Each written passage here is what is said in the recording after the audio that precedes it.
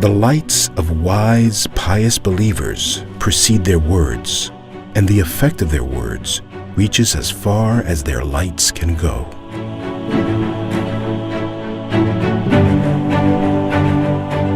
When I turned 18, my father asked me, "What is this thing you call service? Is this the kind of life you want to live?" A goal, an ideal, a dream, a call to duty, a call to service.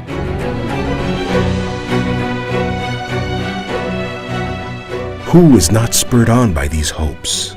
Who is not drawn to ideas that take one's feet off the ground? To words that outline a purpose for our existence? Discovering such a cause is a watershed moment for a young person. They stare down many possibilities and paths. They either choose the path that appeals to their desires or the path that addresses the questions plaguing their hearts and minds. Is this the kind of life you want to live?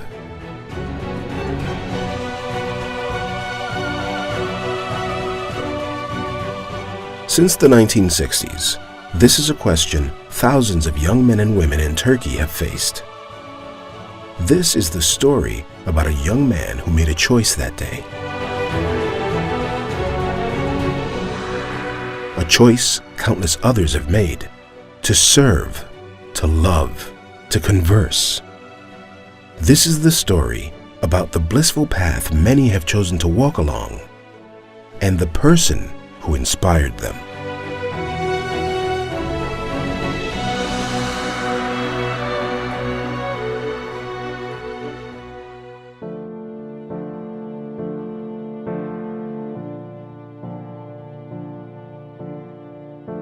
The world rose from the ashes of a bloody war, only to fall into another, deadlier conflict.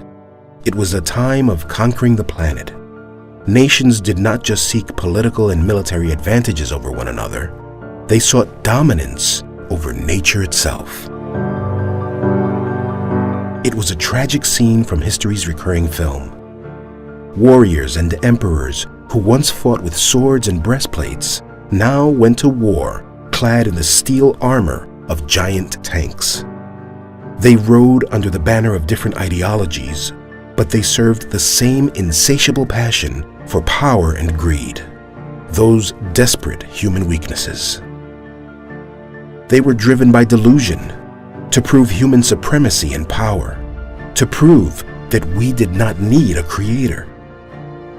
One scientific invention followed another, but these were not undertaken for the sake of learning and discovery, but to satisfy a narcissistic hunger to acquire more territories.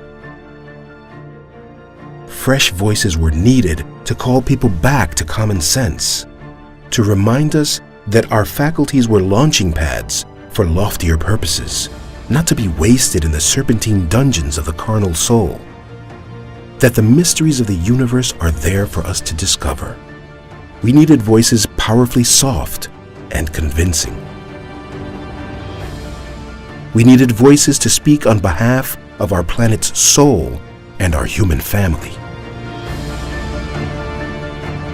The world needed new definitions, transformative ideas, a refreshed mindset.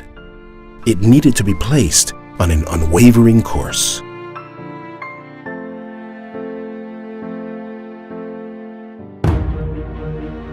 What is this thing you call service? Is this the kind of life you want to live?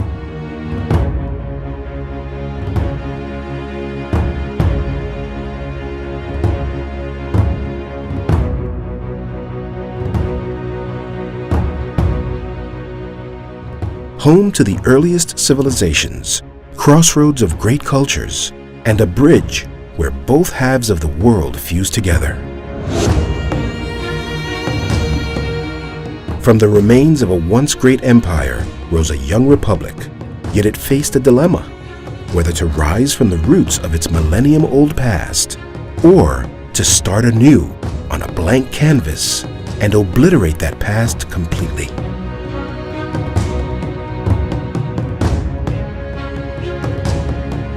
The latter path was chosen, And despite the promise of a new horizon, this choice precipitated decades of social conflict, military intervention, and political instability.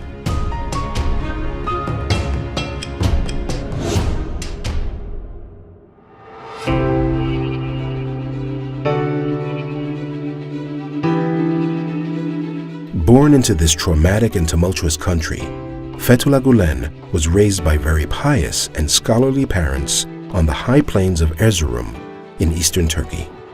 Erzurum is historically known for its devout local community and spectacular scholarship in religious studies, which enabled Gulen to learn from many respected teachers of the time.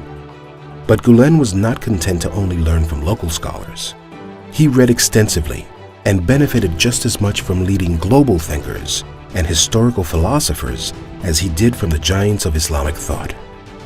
His oratory talent and extensive knowledge were noticed early in his youth.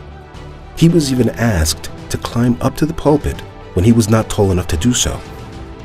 A youth with passion and strength, and with a desire to move, he crisscrossed the country to deliver sermons as an official preacher. He felt the pulse of his nation as he traveled and developed his line of thinking, reconciling thousands of years of intellectual and spiritual heritage with modern-day conditions. Dialogue, he spoke at the lectern, between the secular and the religious, between science and faith, between East and West, was like bread and water for our survival. Reconciliation, he called from the pulpit, balancing a glorious history with the demands of the modern age was key to our prosperity. Democracy, he endorsed through TV screens, was a one-way road without return, yet that road was still evolving and being perfected. Universal human values, he wrote in his works, should be emphasized as meeting points among different cultures and nations. Education, he cried everywhere, and despite roadblocks, he persisted, encouraging philanthropists to build schools and to disseminate knowledge to illuminate hearts and minds.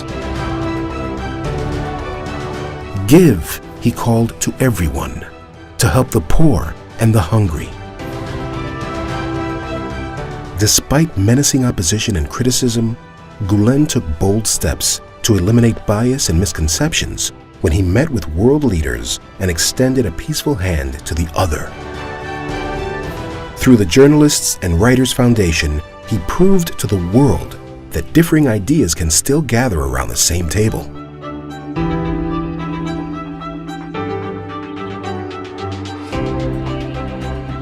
Similarly, in response to his call, schools have opened in over 140 countries worldwide.